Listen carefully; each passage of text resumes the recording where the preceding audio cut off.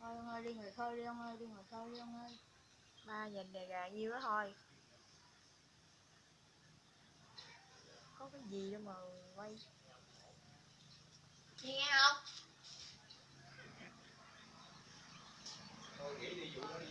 Dơm